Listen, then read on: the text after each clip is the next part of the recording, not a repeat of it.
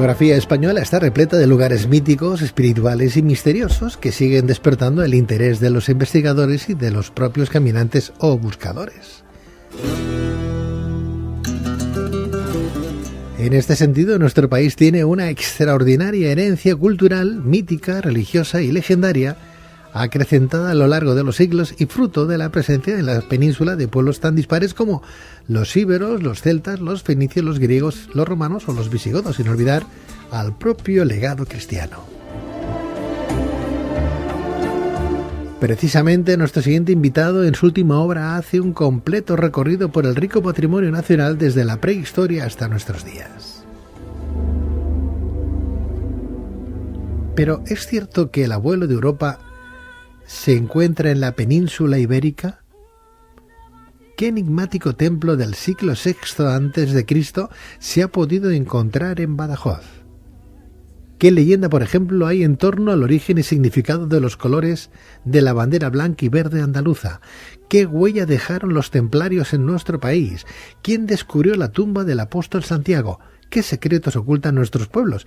¿Qué parte de los mitos deberíamos tomarnos en serio? Para responder a estas y otras cuestiones tenemos con nosotros a Antonio Puente Mayor, licenciado en Filología Hispánica, viajero, guía de turoperador, escritor y autor de Guía de la España Histórica, Legendaria y Misteriosa de la editorial Almuzara.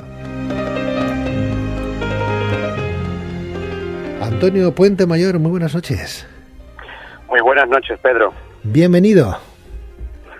Muchísimas gracias por invitarme a tu fantástico programa y poder hablar de lo que nos gusta, de historia y de misterios. Qué bueno, pues ¿qué es el tuyo? Y felicidades por este magnífico último trabajo tuyo, La España Histórica, Legendaria y Misteriosa, una guía estupenda, rutas, consejos, historia, arqueología, personajes, madre mía, si es que aquí no tenemos un libro, tenemos un diccionario casi, tenemos una enciclopedia junta, es tremendo este trabajo que has hecho. Bueno, es un compendio de 15 años de vida y de trabajo y de conocer a muchísima gente. He tenido la suerte, gracias a mi trabajo de guía, de turoperador, del mundo del turismo, pues eso, de que me cuenten muchas historias, de verlas yo en primera persona y de poder contarlas muchas veces. De ahí que surgiera la idea de plasmarlas en un libro y bueno, pues aquí tenemos esta guía. Guía que recomendamos profundamente desde Luces en la Oscuridad para todos aquellos que quieran conocer un poquito más dónde viven, dónde se encuentran, qué hay en España, que la tenemos muy rica de muchas cosas que desconocemos, que a veces vamos a recorrer el mundo buscando curiosidades y el propio misterio lo tenemos a la vuelta de la esquina. No sé, no vayamos muy lejos, hay mucha gente que vive al lado de una catedral y no la descubre nunca. Llegan aquí los japoneses o los chinos de vacaciones y tú como turoperador sabes mucho más de eso que un servidor, y resulta que luego te hablan de la misma catedral que está al lado de tu casa y sabes más de la catedral que tú mismo, que la tienes ahí pegadísima, ¿no? Sí, así es, Pedro. Mira, sin ir más lejos, yo conozco varios lugares de Europa importantes a nivel, por ejemplo, de prehistoria, de arte romano. Bueno, pues sin ir más lejos, estuve no hace mucho tiempo en Stonehenge, en Salisbury, en Inglaterra, un lugar que es mítico, que van miles y millones de turistas todos los años. Y bueno, pues la verdad es que es un lugar mágico, un lugar que tiene bastante, podríamos decir, bastante especial, pero sin embargo yo conozco en la misma Andalucía o en Extremadura lugares, rutas de dólmenes, por ejemplo, en el caso de Antequera en Málaga, actualmente declarada Patrimonio de la Humanidad por la UNESCO, que bueno, que perfectamente pueden competir y aún superar, ¿no?, en este caso a Stonehenge. Quizás en España no sabemos vender lo suficientemente bien el patrimonio con el que contamos. Y bueno, pues ahora parece ser que gracias al cine, a la televisión, está empezando a surgir un poco más un movimiento en pro de ese patrimonio español. Un gran apasionado de las tradiciones andaluzas, es autor del primer libro Cofare dedicado a la infancia, Nazarenos de Caramel, en el 2011, finalista del Premio Nacional de Literatura Infantil y Juvenil. Asimismo, nuestro invitado ha publicado Cofrades de Leyenda, 2012, La Sombra de Bécquer, 2013, 40 cuentos de Semana Santa para 40 noches de Cuaresma, 2015, y así un legado importantísimo. Vaya Vaya obras, vaya, qué bonito, ¿no? El escribir tantas obras y siempre de la tierra de uno. Qué orgullo para la tierra, ¿no? Tenerte. Bueno, la verdad es que sí, yo estoy muy contento de ser un embajador de mi tierra. Soy de Sevilla, que es una ciudad, como tú sabes, que está llena de historias, está llena de rincones mágicos y maravillosos y, bueno, la verdad es que sí, es un orgullo, ¿no? Que estas obras no solamente sean leídas aquí, sino que tengo el orgullo de decir que son leídas también fuera de mi ciudad, por toda España, incluso en el extranjero. Bueno. La verdad es que desde que comencé esa carrera literaria en el año 2011, todo han sido satisfacciones. Qué bueno, qué bueno.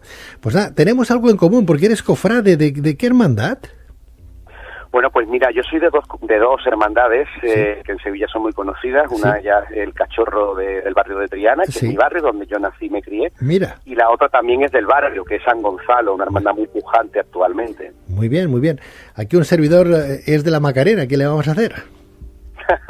Bueno, la Macarena es una hermandad a la que le tengo muchísimo cariño y a la que le he dedicado el primer volumen de una saga, de infantil también, está ya rozando lo juvenil, que inicié el año pasado, La Pandilla Morada, y precisamente el primer volumen va dedicado a la Macarena y concretamente a sus mariquillas, ¿no? Que son unas joyas universales. Está muy bien, está muy bien.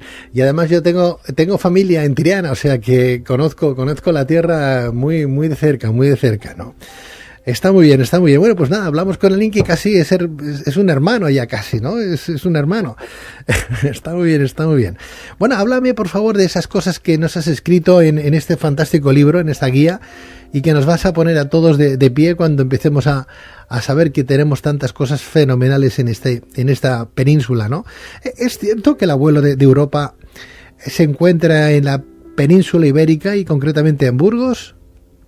Bueno, eso es lo que nos cuentan los datos, el carbono 14, y lo que nos cuenta sobre todo Juan Luis Arzuaga, ¿no? Que es como sabéis todos, el que dirige desde hace años pues esas excavaciones de Atapuerca, en la Sierra de Atapuerca en Burgos, y efectivamente pues se dice que es un fósil, en este caso un hueso fósil, anterior a la creación, o a lo que se considera el inicio del Homo sapiens e incluso en los neandertales. Estamos hablando de una datación de casi 1 millón de años, Así que sí, perfectamente podría ser el abuelo de Europa. Además, se ha estudiado por la composición, ¿no?, de los restos, un poco cuál podría ser la alimentación. Se sabía que en aquella época todavía el hombre no era recolector, simplemente era carroñero, ¿no? Estaba más cercano en algunos usos a los animales que al que luego será el Homo sapiens. Y bueno, pues era una dieta sobre todo eso, basada en carne y en lo que podía pillar. Y bueno, pues ahí tienes el dato, Pedro, de que en España no hace falta irse fuera para encontrar algo maravilloso, y en este caso pues el abuelo de Europa. Desde luego, desde luego. Bueno, asimismo, uno de los capítulos más curiosos de tu libro es el que se refiere, por ejemplo, al enigma de Cancho Roano, un yacimiento arqueológico que se encuentra en Zalamea de la Serena, en Badajoz. ¿Qué enigmático templo o santuario del siglo VI a.C. se ha podido encontrar en este lugar, Antonio? Bueno, pues se puede encontrar una especie de palacio nobiliario, que también algunos estudiosos han querido ver en él relación con un templo.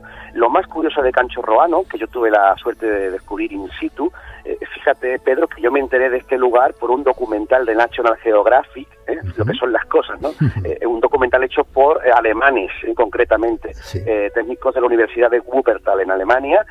Me entero que existe efectivamente en Zalamea de la Serena, que eso está pues a hora y poco de mi casa en coche, pues este magnífico templo, palacio, podríamos decir, que se remonta, según las estimaciones de los historiadores, a la época tartesia, probablemente. Es difícil realmente datar este templo, pero lo más curioso es su configuración, ¿no? Es un templo que se encuentra campo a través.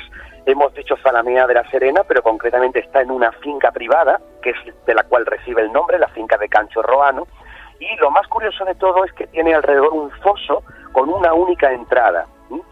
¿Qué tiene además de particular en su interior? Bueno, pues tiene una especie de Santa Santorum, por decirlo de algún modo, una sala destinada pues a los usos religiosos, y contiene un símbolo que es quizás lo más curioso, lo más deslumbrante de este lugar, que es el símbolo Shen, un símbolo egipcio que nos remite, bueno, pues a los cultos en el Nilo, y luego pues a su llegada al occidente a través de la diosa Astarte, y luego, bueno, va a ir derivando en otras muchas deidades hasta llegar a nuestra Virgen María, ¿no? Es un símbolo, una especie de forma de U, que yo invito a todos a descubrir. Hay una ilustración precisamente en el libro, pero yo recomendaría a los interesados que fueran a visitarlo. En Cancho Roano tiene entrada gratuita, y es un lugar realmente deslumbrante. Qué bonito. ¿Es cierto que hay tesis que apuntan que los supervivientes de la Atlántida podrían haber fundado una nueva comunidad aquí en Zalamea, en Badajoz? Bueno, la verdad es que es una teoría elaborada por estos científicos de la Universidad de Wuppertal, como ya he comentado, en Alemania, y que efectivamente pues es una tesis que tiene bastante base. Y me refiero a lo siguiente: la Atlántida, se ha situado, como sabes, en infinidad de lugares, desde las Islas Canarias a Sicilia, incluso a la propia Antártida, pero hay quizás una teoría que es de las más aceptadas, y es que se encontraba, según el Timeo y Critias de Platón, más allá de las columnas de Hércules, que es nuestro actual estrecho de Gibraltar. En este caso, pues se encontraron unos signos, pues que podrían estar relacionados con esta ciudad sumergida, en lo que son las llamadas marismas de Hinojos. Esto se encuentra en la provincia de Huelva, en un triángulo entre las provincias de Sevilla, Cádiz, Huelva, en el cual, hay bastantes evidencias de civilizaciones anteriores a los fenicios, ¿no? Ya de hecho en Cádiz, sumergidas, han encontrado pues muestras de escaleras y de construcciones realizadas por la mano del hombre que son difíciles de datar. Según la teoría de estos científicos alemanes, al desaparecer ese continente sumergido, bien pudiera ser la Atlántida, bien pudiera ser Tarsis, que es incluso citado en la Biblia, pues los supervivientes podrían ir hacia el norte, y en el norte efectivamente de la provincia de Sevilla es la provincia de Badajoz, ¿no?, que perteneció incluso en época medieval al reino de Sevilla, y allí es donde fundarían este templo, esta nueva comunidad, con ese templo tan importante de Cancho Roano. La verdad es que es una teoría preciosa, que además se sustenta en un relieve que aparece en una piedra, que estaba justo en la entrada, en esa única entrada, en la cual aparece un guerrero con un escudo con anillos concéntricos. Platón, en los diálogos de Timeo y Critias, nos habla precisamente de una ciudad creada a base de anillos concéntricos con una única entrada. Da la casualidad que el templo, como antes te he comentado, es exactamente así, tiene un foso y una única entrada. La verdad es que todo esto es apasionante. No sabemos si en un futuro llegaremos a desentrañar el misterio, pero qué duda cabe que merece la pena ir allí y verlo con tus propios ojos, ¿no? Vamos a seguir viajando por España con este magnífico manual, Guía de la España histórica, legendaria y misteriosa, de Antonio Puente Mayor. Nos vamos ahora a Elche, porque uno de los tesoros arqueológicos de nuestro país, como digo, es esta dama, la dama de Elche, un busto de un valor incalculable, de una antigüedad incalculable, ¿verdad, Antonio? Sí, bueno, la verdad es que de la dama de Elche se ha hablado y se ha estudiado muchísimo, ¿no? Yo tuve la suerte de verla recientemente, ya en su día la había visto en el antiguo museo, ahora está en el nuevo Museo Arqueológico Nacional, digo nuevo porque se ha restaurado, y también invito a todos los oyentes a ir a visitar esa restauración del Museo Arqueológico de Madrid, que es una auténtica maravilla. Conozco el Palmeral de Elche, conozco la ciudad de Elche, pero bueno, desgraciadamente para ellos, como tú ya bien sabes, pues su pieza más famosa se encuentra en la capital de España, ¿no? Y es una pieza sobre la cual se ha hablado y se ha discutido muchísimo. Como curiosidad he de decir que cuando se desentierra, en esa época de esa España profunda, en la que muchas veces los estudios no eran suficientes, no alcanzaban a datar las piezas, y como ocurrió en el caso de Altamira, ¿no?, que fuimos incluso motivo de debate a nivel europeo, bueno, pues se piensa incluso que es una falsificación, ¿no? Quizás eso es lo que más me sorprende, a mí más me llama la atención de esta dama de Elche, ¿no? Luego ya se va a datar en el periodo íbero, y bueno, pues evidentemente se considera una de las grandes piezas de la arqueología, no solamente española, sino mundial. La dama de Elche corresponde al busto de una mujer íbera en piedra caliza, datada entre los siglos V y IV antes de Cristo, mide 56 centímetros, como decíamos, de altura, pesa unos 65 kilos, y tiene en la parte posterior una cavidad casi esférica que probablemente servía para depositar reliquias o cenizas de difuntos, puesto que se han encontrado otras figuras íberas de carácter religioso y funerario con parecidos huecos en la espalda. La escultura está en buen estado de conservación, pero ha perdido casi toda su policromía original, así como la pasta vítrea que se cree que rellenaba los ojos. Y si nos referimos ahora, por ejemplo, Antonio, a la Hispania romana, hay que decir, por ejemplo, que en Santiponce, un municipio de la provincia de Sevilla, podemos encontrar una de las ciudades romanas mejor conservadas del mundo, fundada en el 206 a.C.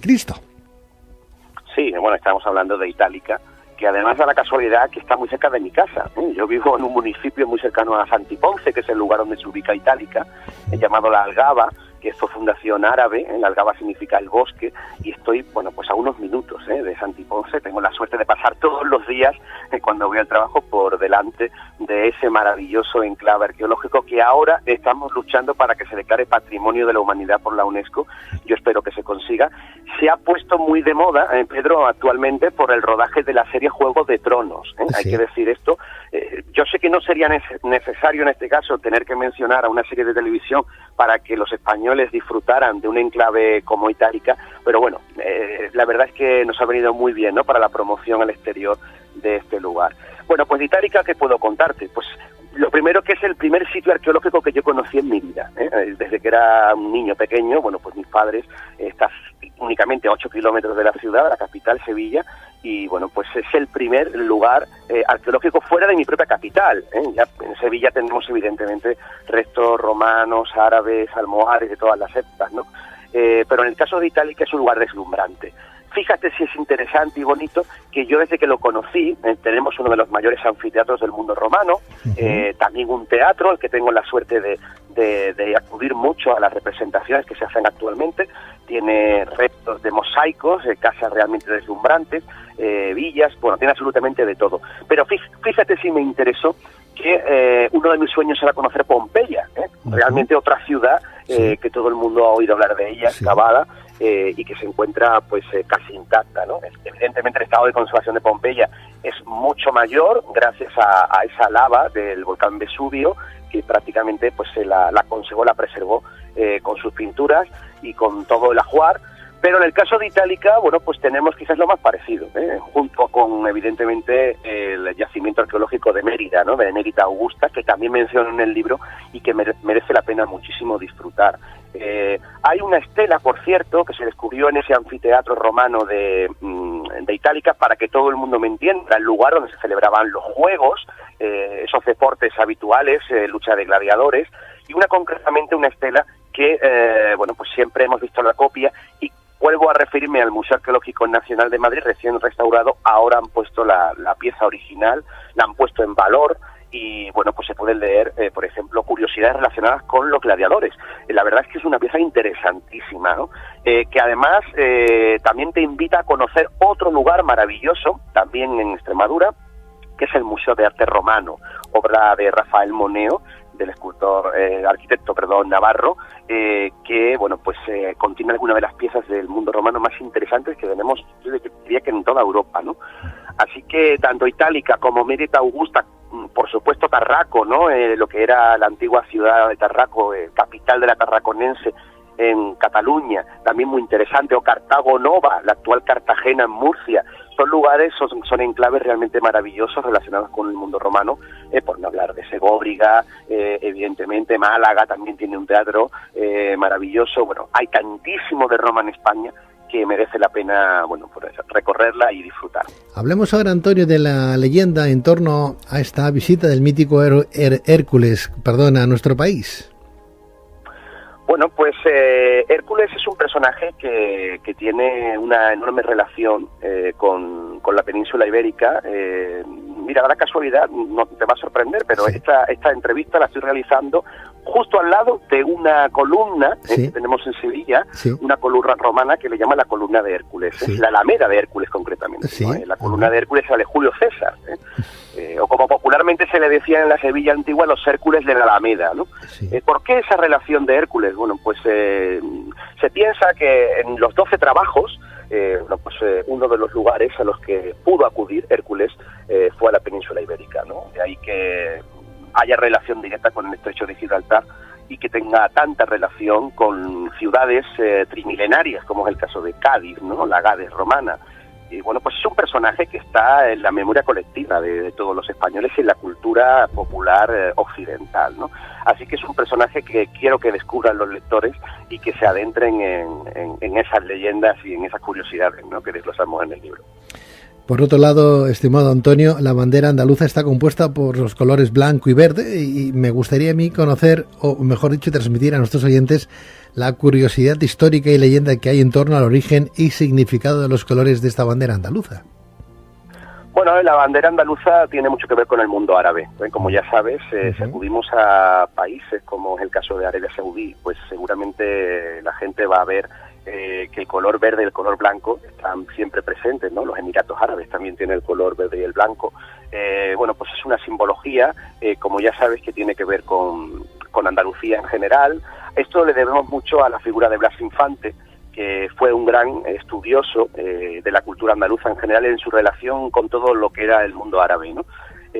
Bueno, pues además en el libro yo invito a los lectores y a todo el interesado en la cultura andaluza en acudir a la Casa de la Autonomía, que se encuentra en la Puebla del Río. Es un municipio muy cercano a Sevilla, ¿no? Pegadito al río Guadalquivir, también, bueno, pues muy cerca de donde vivió el propio Blas Infante, que fue el que creó esta bandera, y evidentemente pues es una alusión a ese mundo musulmán que tanto aportó no solamente ya a lo que es Andalucía en sí, sino prácticamente a toda España. Asimismo, también sobre los colores de la bandera andaluza, creo que existe una leyenda almohade que narra cómo un gobernador árabe tuvo una visión en la que un ángel le revelaba un imperio unido a las orillas del estrecho.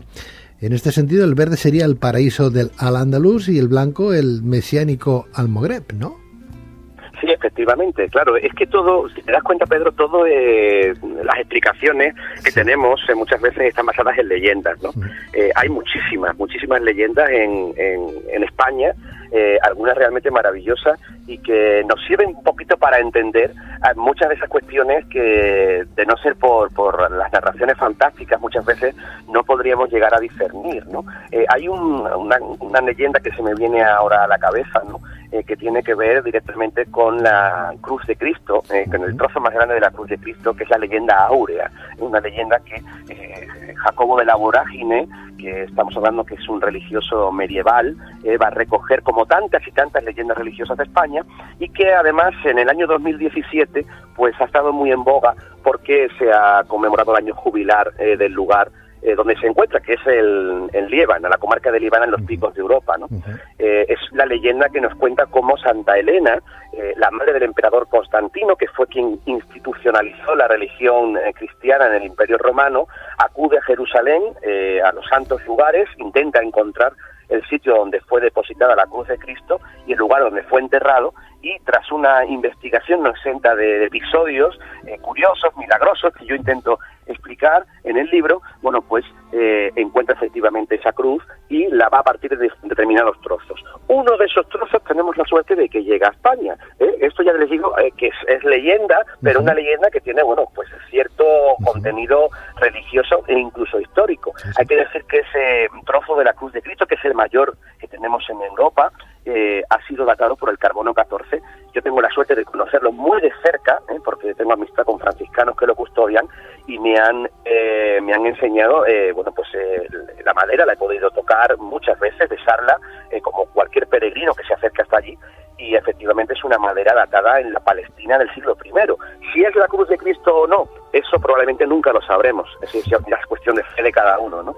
Pero efectivamente a nivel arqueológico, a nivel histórico y religioso, es una pieza de gran valor. El blanco, como decíamos, una representación en esa bandera andaluza, blanco y verde, pues el blanco que representaría pues esa paz, esa acción de parlamentar, ¿verdad? Y el verde, pues lo podríamos traducir en esa convocar al pueblo para parlamentar, ¿no? El verde y blanco bonito, parlamentar, y todo el pueblo a parlamentar. Bien, cuando sacan... Sí, así es, Pedro, porque claro, ten en cuenta que las banderas se utilizaban muchas veces tanto en las batallas como en los momentos de encuentros en los que había embajadores de un territorio o de otro. Efectivamente se llamaba el Parlamento, se llamaba a hablar, a dialogar, y de ahí viene pues todo el significado de esa maravillosa bandera. Muy bien, muy bien. ¿Qué nos puedes contar ahora de la huella de los caballeros templarios en esta Andalucía tuya? Bueno, pues los templarios tienen una presencia bastante importante, tienen una presencia a nivel de toda España, podríamos decir. En el caso del Reino de Sevilla, pues efectivamente todavía tenemos algunas huellas, también en la zona de Huelva, en la provincia de Huelva, en todo lo que sería esa vertiente que ya va buscando Portugal, porque como sabrás, pues una orden que fue aniquilada el Papa de Roma en conexión con el rey de Francia, y bueno, pues es una orden que nos ha dejado importante legado, ¿no? Yo, fíjate, te parecerá paradójico, pero tengo casi más relación con el legado templario que existe en Castilla y incluso en La Rioja, porque lo visito muchísimo más. Yo en Andalucía, bueno, pues como un turista, como un interesado por la cultura, pues es cierto que conozco algunos lugares, pero si yo tuviera que destacar algo realmente templario, pues mira, te mencionaría, por ejemplo, el Castillo de Ponferrada, que es un lugar maravilloso que está dentro del Camino de Santiago francés.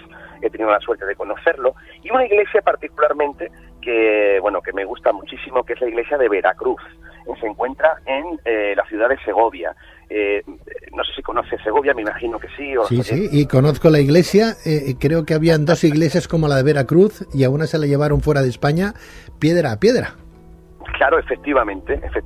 Eso también nos daría para otro programa, ¿no? Sí, para hablar del expolio en el siglo XIX del patrimonio español, de lugares como los de Cloister, ¿no? Que están en Estados Unidos, donde piedra a piedra efectivamente están los monasterios y esos enclaves medievales. Bueno, pues en el caso de la iglesia de Veracruz, que tú conoces, es una iglesia que hoy pertenece a la Orden de Malta, pero que en origen fue de los templarios. Otra iglesia que me gusta especialmente se encuentra en La Rioja, concretamente en Tricio, en La Rioja, un pueblecito muy pequeñito que está aproximadamente a 20 minutos de la capital de Logroño, poco conocido, pero que tiene en su estructura, en su base, tiene 8 lados. Algo que sorprende muchísimo al visitante, ya que, bueno, pues según la tradición, los templarios se basaron en la estructura del Templo de Jerusalén. Así que, bueno, tenemos infinidad de lugares curiosos relacionados con la Orden del Temple, no solamente en España, también en Portugal, y hay que decir que muchos templarios, cuando la orden es aniquilada, se van a introducir en las órdenes caballerescas. Claro, órdenes que efectivamente llegan a Andalucía, que llegan a los campos de Calatrava, estamos hablando de los santiaguistas, estamos hablando de, bueno, pues muchas órdenes importantes, ¿no?, que tenemos en España. Así que es realmente apasionante, ¿no?, todo el tema de los templarios, del Reino de Sevilla, que hay una relación directa, como bien has dicho, y en general a nivel español.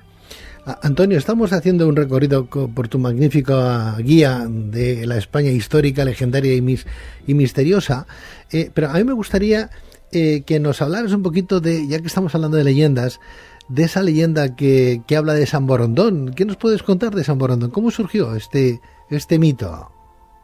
Bueno, pues el mito de San Borondón es un mito antiguo, bastante antiguo, es medieval y tiene que ver mucho con los primeros navegantes, ¿no? Ya sabes que hay una relación directa entre las Islas Canarias y la península en cuanto a la primera época de la navegación, ¿no? El propio Cristóbal Colón tuvo que hacer evidentemente escala en las Islas Canarias, y los primeros viajes a Nueva España eran a partir de las islas. En el caso de San Borondón estamos hablando de una isla que es prácticamente un mito, es una isla de las denominadas fabulosas, ¿no?, legendarias, ya que según cuentan los testigos, hay crónicas antiguas de viejos marineros que nos cuentan que era una isla que aparecía y desaparecía al azar, ¿no? Algunos han querido ver simple fantasía, han querido ver pues efectos de la bruma, bueno, pues determinados símbolos que son ajenos, en este caso, pues a la historicidad, pero bueno, pues es un mito que está ahí presente y que tiene que ver además con ese santo, San Borondón o San Brandán, que también es un nombre que se le suele atribuir, sí. Y que, bueno, pues a mí me recuerda mucho, por ejemplo, al mito artúrico, ¿no?, a este mito que tenemos en el Reino Unido, también al mito del Grial, pues esos son lugares legendarios que nunca sabremos realmente si existieron o no, pero que son realmente maravillosos. Aquí en el libro, además, tenemos la suerte de tener una ilustración, ¿no?, muy, muy bonita, ¿no?, porque realmente la isla parece casi un animal legendario, ¿no? Uh-huh. Leo textualmente temas que tienen que ver con tu libro directamente también, por otra parte, ¿no? Información que nos gusta pues extraer pues para dar mayor amplitud a ese conocimiento que, gracias a nuestros autores, vienen a desplegar con su magnífica obra a través de este programa. Bueno, pues Borondón, decir que es Brandán el navegador, que nació en torno el 480 después de Cristo en Irlanda y ha pasado a la historia por sus viajes legendarios, como el que se recoge en la obra del siglo X, Navigatio Santi Brandani. Tras ser ordenado abad, escuchó una asombrosa historia, un relato que describía cómo el santo irlandés Barinto y su ahijado, en el transcurso de un viaje, hemos perdido hemos perdido a nuestro invitado. En cualquier caso, voy a seguir contando un poquito de esta historia que me parece muy interesante y enseguida recuperamos a Antonio Puente Mayor. Como digo, este hombre, tras ser ordenado abad, escuchó una asombrosa historia, un relato que describía cómo el santo irlandés Marinto y su ahijado, como digo, en el transcurso de un viaje marítimo, aseguraban haber encontrado en forma de isla el legendario paraíso terrenal, el Jardín del Edén, donde Adán y Eva llevaron a cabo el pecado original. Bien, pues tras escuchar este relato, San Berendán experimentó una epifanía y comprendió que era su misión encontrar esta isla, por lo que zarpó en el 516 en busca de ese paraíso, acompañado de un grupo de monjes. Bien, la epopeya marítima de San Berendán, o San Borondón, culminó tras llegar a una enigmática isla a lomos de una ballena, a la que bautizaron como San Borondón, y donde pudo disfrutar de la auténtica felicidad durante 7 años.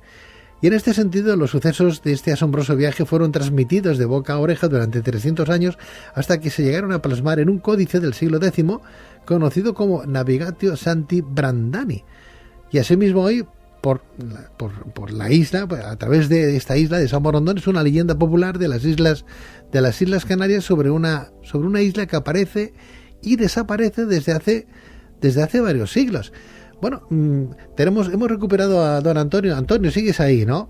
Sí, claro que sí. Yo estaba hablando de San Berendán, ¿verdad? Este monje, ¿no? Que dijo, caramba, yo tengo que conocer esto. Y es todo un códice, ¿verdad? Es toda una epopeya de uno y de otros. Sí, la verdad es que sí, es de esos lugares maravillosos, como comentaba, que bueno, pues gracias a las crónicas antiguas y a estos legajos que todavía se conservan, pues podemos disfrutar, ¿no?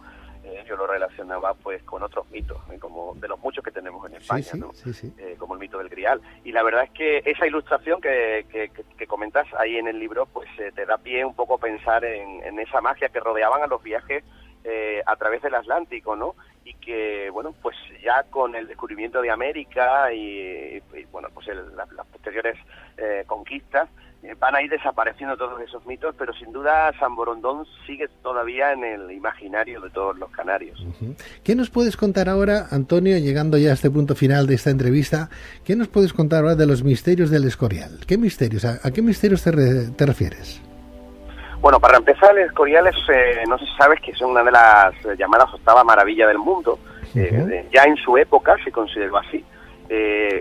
Para empezar por el enclave, ¿no? El enclave del Escorial, bueno, supongo que en este programa que tantos misterios y tantos temas interesantes tocáis, habéis tocado el tema de las energías telúricas. Sí, claro. Seguramente, ¿no? Sí. Bueno, pues yo tengo la suerte de escribir una novela en el año 2015, que es El Testamento de Santa Teresa, una novela que dedico a la santa en el 15 centenario de su nacimiento, y que me permite acceder bueno, pues a un mundo que yo desconocía completamente, que era el de las energías telúricas, ¿no? Conozco a un señor que se dedica a estos temas, me da muchísimas información, muchas pautas, y precisamente a partir de ahí es cuando llego al Escorial, ¿no? Para este señor, Epifanio Alcañiz Rubio, que es uno de los mayores expertos en energías telúricas que tenemos en España, imparte cursos en Madrid y en muchos lugares. El Escorial sería el lugar, para que te hagas una idea, con mayor energía telúrica de España y de los más de Europa. Uh-huh. Fíjate, ya empezamos por ahí. ¿Qué son las energías telúricas, para que nos entiendan los oyentes? Serían una especie de vórtices energéticos, son puntos de poder, lugares donde, bueno, pues se concentra, valga la redundancia, esa cantidad de energía que produce algún tipo de beneficio. En este caso estamos hablando de energías positivas, ¿eh? También hay lugares, los radiestesistas o los zahoríes, que son los expertos en energías telúricas, como el caso de Epifanio. Bueno, pues ellos saben identificar cuál es la energía, cuáles son los vórtices, en este caso positivos. Así que ha recibido muchos nombres a lo largo de la historia el Escorial. Ha recibido pues nombres como, podríamos decir que era una especie de puerta al conocimiento. También se decía que en aquel lugar podía estar la boca del infierno, ¿no? Eso es. Bueno, pues Felipe II situó allí ese monasterio precisamente para poder controlar la entrada al infierno, y es un lugar pues que tiene muchísimas alusiones incluso a la Biblia, ¿no? Yo tengo la suerte de visitarlo muchísimo, por mis visitas turísticas con mis grupos, y bueno, este pasado mes de diciembre estuve allí. y me pude fijar en las figuras que tiene en la entrada, que intentan recordarnos al propio templo de Jerusalén, ¿no?, que antes he mencionado, tanto en grandiosidad como en personajes. Aparece, por ejemplo, el rey David, es uno de los personajes. Fíjate qué curioso, ¿no? Estamos hablando de un personaje de la cultura judía, pues aparece en un monasterio cristiano, ¿no? Hay una serie de particularidades dentro del Escorial que son todavía analizadas por los historiadores. Se han escrito ríos de tinta sobre el tema, y bueno, pues se sabe también que es un contenedor especial de reliquias. Felipe II era el mayor coleccionista de reliquias de la historia, tenía en torno a 8.000 que están allí, todavía en el Escorial. Se dice que le faltaban muy pocas, ¿no?, para tener la colección completa. Y quiero entender también que fue un gran alquimista. Yo no sé si encontró la piedra filosofal o no para la transmutación. Eso, bueno, tú sabes que eso ya está tejido todo de leyenda, ¿no? Y de mito, pero efectivamente Felipe II fue una persona muy interesante, ¿no? Un personaje muy, muy interesante. También se cuenta que tenía cuadros del Bosco, algunos muy cerca de su dormitorio, que como sabes pues también es un pintor iniciático. Por tanto, el Escorial es un lugar realmente increíble que hay que descubrir, ¿eh? Yo cada vez que voy descubro algo nuevo. Bueno, tú que vi... Dime, ¿qué viste? ¿Qué fue lo último? Una esfera armilar que es una auténtica maravilla del siglo XVI, de lo mejor que hay en España en ese estilo y en Europa. Se encuentra en la biblioteca, que hay que decir que es una de las mejores bibliotecas del mundo. Sí. Bueno, tú estás descubriendo España y la estás dando a conocer, porque recorres Castilla-La Mancha, Aragón y las provincias de Cuenca y Teruel, mostrando un sinfín de, todo el misterio que pueda haber. Eso tú haces una ruta encantada, tú la presentas en tu obra. Bueno, la verdad es que he podido unir dos pasiones en mi vida, ¿no?, que son el viajar, el turismo en este caso, y la historia, ¿no? Y también la literatura. Yo estudié filología hispánica y, bueno, soy especialista en literatura española, de ahí que me guste tanto escribir. Y la verdad es que he podido fusionarlo todo, ¿no? Este libro es uno de los libros más especiales que he hecho nunca, precisamente por eso, ¿no?, porque consigo aunar pues todas mis pasiones. Y sí, bueno, pues mis viajeros, mis clientes, la gente que me acompaña en los viajes, pues suele disfrutar mucho de todo esto. Ellos dicen que aprenden mucho conmigo, pero yo te diría, Pedro, que en muchos casos es al revés, ¿eh? Yo aprendo muchísimo con ellos, porque ellos me descubren particularidades de sus lugares de origen. Claro. Yo llevo españoles, también llevo a veces sudamericanos, pues gente de infinidad de sitios que me cuentan cosas increíbles y que luego además se me han invitado a ir a lugares, a descubrir sus pueblos y muchos forman parte precisamente del libro, ¿no? Lugares que ellos mismos me han invitado a conocer. La obra de nuestro invitado, Guía de la España histórica, legendaria y misteriosa, supone un viaje al pasado, pero también al presente de nuestra geografía, donde lo real y lo legendario toman forma de manual para los viajeros del siglo XXI, si me lo permitís, desde los yacimientos de Atapuerca a la arquitectura vanguardista, pasando por la Hispania romana, el esplendor musulmán, las batallas por la Reconquista, el siglo de oro y el de las luces, la ensoñación romántica o el renacer del costumbrismo, y todo ello salpicado con buenas dosis de misterio, investigaciones arqueológicas, nuevas hipótesis e interesantes datos sobre la geografía visible y subterránea de nuestro país. Todo ello gracias a nuestro licenciado en Filología Hispánica, viajero de profesión y vocación, escritor y autor de, como digo, esta magnífica guía de la España histórica, legendaria y misteriosa, de la editorial Almuzara, escrita esta guía por Antonio Puente Mayor. Antonio, como siempre, un verdadero placer, y estoy por apuntarme a esta ruta que estás haciendo, ¿eh? Lástima que me pille tan lejos. Pues cuando quieras, Pedro, será un placer que te vengas y descubramos, por ejemplo, el País Vasco, que estoy yendo muchísimo ahora y que también menciono en la guía, o como te hemos comentado, Castilla, Aragón, en fin, hay infinidad de sitios bonitos y interesantes en España, y de aquí también aprovecho para invitar a todos los oyentes a seguir profundizando, a viajar al extranjero, por supuesto, pero antes a conocer nuestra tierra. Si me apunto, ¿dónde tengo que meterme? ¿En qué página web? Dame una página, dame datos, dame... Hombre, por supuesto, mira, nosotros tenemos los grupos, yo trabajo por una empresa maravillosa que es puenteclub.com. Sí. Puenteclub.com, así, simplemente se teclea en internet. Muy bien. Y bueno, pues pueden encontrar rutas desde ya mismo, desde ahora, desde febrero, hasta diciembre, todo el año, menos el mes de enero, todo el año estamos trabajando, haciendo rutas por toda España. unas las llevo yo, otras las llevan compañeros y bueno, somos un equipo de más de 20 guías y la gente viene muy contenta, ¿eh? Es una empresa con más de 25 años y la gente viene encantada, ¿eh? Porque intentamos ofrecerles una cara distinta de lo que es el turismo habitual, ¿no? El turismo al uso. Intentamos, pues eso, ofrecer la cara histórica, también curiosidades gastronómicas, el patrimonio, lo recóndito. Bueno, pues suelen ser todos licenciados, todos los guías, muchos son además de humanidades, con lo cual intentamos aportar ese granito de arena para que la gente disfrute y aprenda. O sea que además de escribir libros no paras y encima vas de tour operador, haces de guía turístico en temas que tienen que ver con el trabajo que tú vienes desarrollando dentro de la literatura. Caramba, esto sí que es un hombre polifacético, Antonio. Esto es ser polifacético. Bueno, recuérdame la página web, hombre, recuérdame la página web. Y si esto sirve, ya que trabajas para un tercero, a ver si suben y yo que sé, aunque no lo necesites, que te suban el sueldo y por la publicidad que le vamos a hacer, hombre. Pues mira, es www.puenteclub.com. Puenteclub.com.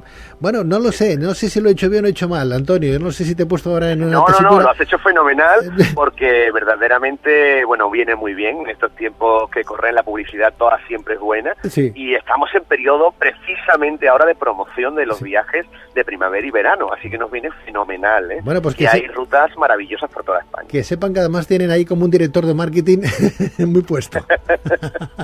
Un abrazo muy fuerte, Antonio.